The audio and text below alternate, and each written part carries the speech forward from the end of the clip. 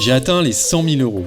Et pourtant, rien n'a changé. Et c'est là que j'ai compris un truc. Ça fait 4 ans que j'investis. Et s'il y a bien un truc que j'ai entendu des centaines de fois, c'est bien qu'après avoir galéré à atteindre 100 000 euros, tout s'accélère et devient facile. On passe en easy mode. Mais ce palier, je l'ai atteint. Et il y a un truc que je me dois de vous dire. Atteindre 100 000 euros, ça ne change rien. Mais genre, absolument rien. Pendant toute l'ascension, je me disais que 100 000 euros, c'était mon objectif. Et que je dois absolument tout faire pour l'atteindre. Parce qu'une fois complété, je pensais que je serais libre et que je ferais ce que je veux. C'est une énorme erreur et c'est exactement ce qui a failli me faire tout arrêter. À la fin de cette vidéo, vous comprendrez pourquoi le chiffre des 100 000 euros est un mensonge et comment le transformer en une loi calculable qui a du sens. Toutes les vidéos répètent toujours sans cesse qu'atteindre 100 000 euros, c'est vraiment très dur. Et qu'à partir de ce moment, tout change. Pour moi, 100 000 euros, c'est vraiment beaucoup d'argent. Plus que je n'en ai jamais eu. J'ai pas vraiment de doute sur le fait que ça va être vraiment difficile. Et l'atteindre ne va pas se faire en un jour, ni même en un an. Donc, notre cerveau doit se dire que derrière tous ces efforts et ces années, il y a un but. Un intérêt. Et c'est exactement là que se crée l'objectif des 100 000 euros. Pour pouvoir enfin respirer. Se faire plaisir et acheter ce que l'on veut. Seulement, je suis pas là en train de vous raconter ça sans raison. Il y a un hic.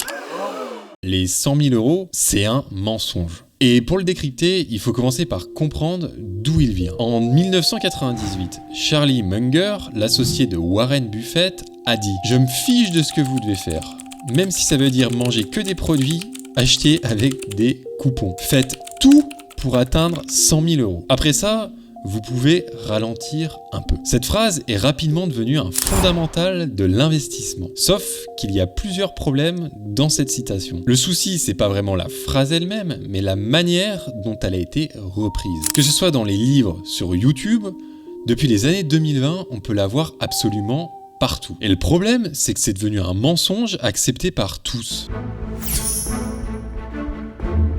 Je suis pas en train de dire que tout le monde ment volontairement. Ça n'a simplement pas été réfléchi à nouveau, remis au goût du jour et calculé. 100 000 euros, c'est une étape fondamentale, mais pas la fin. Pour moi, le premier problème de cette phrase, c'est le contexte. Entre les années 1990 et aujourd'hui, il y a un énorme creux. On le sait, même si c'est difficile à interpréter, l'argent, il n'a plus du tout la même valeur chaque année qui passe. Avec 100 000 euros, on peut pas vraiment s'acheter une maison aujourd'hui.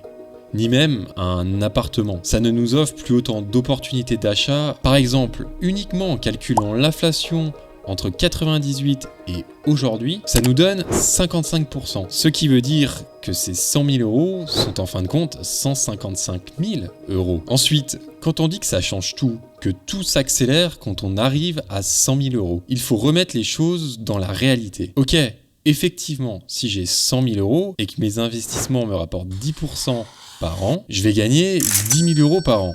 C'est bien. Mais admettons que je veuille atteindre 1 million d'euros. Ça va me prendre encore 24 ans. Ça, c'est moins bien. Et sur un graphique, ça paraît super court. C'est un peu comme quand tu prépares l'itinéraire d'une randonnée avec une carte. Entre la carte et la réalité, il y a une énorme différence d'échelle. Ici, c'est exactement pareil. Par exemple, vouloir doubler notre somme, arriver à 200 000 euros, il va nous falloir 7 ans. C'est long, à peu près la même durée que j'attends GTA 6. Et le problème, c'est qu'en croyant que tout s'accélère, j'aurais pu me retrouver à tout arrêter. Avec cette croyance des 100 premiers 1000 euros, on se retrouve à vouloir faire des économies, à compter toutes nos dépenses. Parce que le but, c'est d'investir littéralement tout ce qu'on peut. On va donc se priver, ne pas faire des achats qui sont pourtant importants pour nous. Si je prends mon exemple, j'ai un budget course plutôt élevé car je favorise la qualité. Je vais me retrouver à me priver de ça pour investir plus. Pour vous, ça peut être autre chose, bien sûr. Mais l'issue sera exactement la même au moment où on atteindra l'objectif. Un jour, après des années, on arrive en haut de la montagne. Enfin, on regarde vers le bas et on observe toute notre ascension. On peut voir toutes les choses dont on s'est privé. Les galères, les chutes, pendant qu'on mettait tous nos efforts vers le même objectif. On se retourne et là, bam, surprise, une autre montagne se dresse devant nous. On ne l'avait pas vue, on est dégoûté. Et en bonus, on n'a rien préparé pour. C'est impossible de continuer. Le vrai piège, c'est pas de ne jamais atteindre 100 000 euros, c'est d'y arriver et de se rendre compte qu'on ne sait toujours pas pourquoi on investit. Et je vais vous dire le secret. Ce qu'il faut faire à ce moment exact, c'est d'absolument ne rien changer. C'est-à-dire de rester sur les habitudes mises en place. Il ne faut surtout pas se dire, c'est bon, je l'ai atteint, c'est fait. Maintenant, j'investis plus rien et je vais même peut-être retirer mes plus-values. Parce que là, très rapidement, il n'y aura plus aucune progression. Zéro. Vous devez donc continuer à investir tous les mois, si c'est ce que vous faisiez déjà. Mais si vous faites seulement ça, vous risquez de rester bloqué sur une route infinie. Et c'est exactement pour ça que j'ai créé ce que j'appelle la loi des 100K. Une règle qui ne parle plus d'un chiffre précis, mais de ce que ce montant représente pour vous. Vous allez voir, ça va sembler évident. Moi, par exemple, la loi des 100K représente quelque chose de très précis. Pouvoir faire ce que je veux. C'est-à-dire, par exemple, commencer une chaîne YouTube. Et sans avoir la charge mentale de devoir à tout prix gagner de l'argent pour vivre. Ça peut être totalement différent pour vous. Ça n'a pas d'importance. Le point essentiel ici, c'est d'identifier ce truc unique qui fait que vous souhaitez vraiment arriver à ce but. Ensuite, il nous reste une chose à faire. Calculer la vraie loi des 100K. C'est pas un montant, c'est une formule en 3 étapes. Si la vidéo te plaît, fais-le moi savoir. Laisse un commentaire ou clique simplement sur j'aime. Comme on l'a vu, le montant des 100 000 € est faux.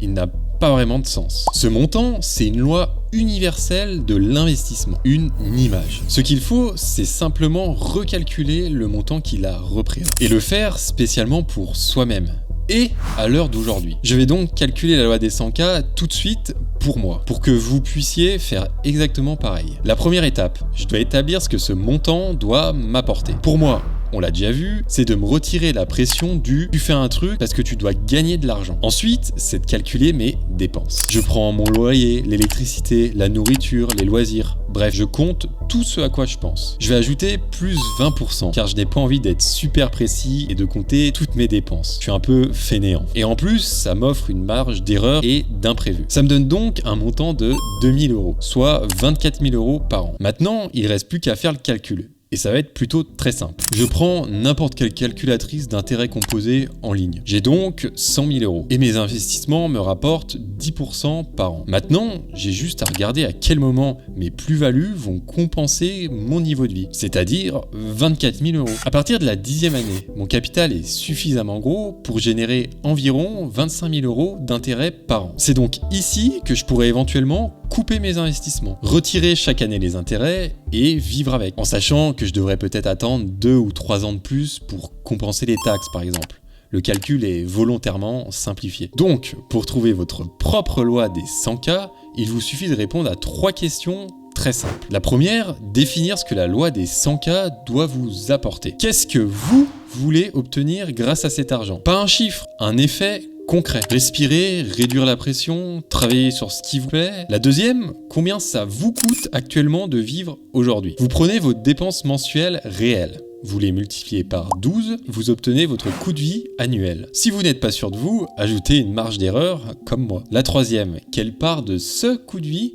vous voulez couvrir avec vos investissements? 100% si vous voulez une liberté totale, 50% si vous voulez juste réduire la pression. Ça peut aussi être plus. Par exemple, vous voulez voyager. Calculez le montant nécessaire en plus et mettez-le en pourcent. À partir de là, le calcul est simple. Vous appliquez ce pourcentage à vos dépenses annuelles. Vous obtenez le revenu annuel que vos investissements doivent générer. Ensuite, il suffit de regarder avec votre plan actuel. À quel moment votre capital peut produire ce montant d'intérêt? Si on revient sur mon cas, mon coût de vie est de 24 000 € par an. Avec 100 000 € de capital, il faut donc que j'attende 10 ans. C'est long. Mais il faut être conscient d'une chose. Maintenant que je suis au courant de ça, je vais continuer à investir de l'argent et donc accélérer le processus. Pour aussi très bien me dire que je peux déjà atteindre une partie de ce que je veux. Par exemple, travailler sur un projet qui me plaît et gagner 1500 € par mois. Et générer 500 € par mois avec mes investissements que je peux faire dès la première année avec mes 100 000 €. Ou au contraire, viser plus haut. Investir plus et atteindre ma loi des 100K 2 fois plus rapidement. Il n'y a pas un seul bon plan, il y en a plein.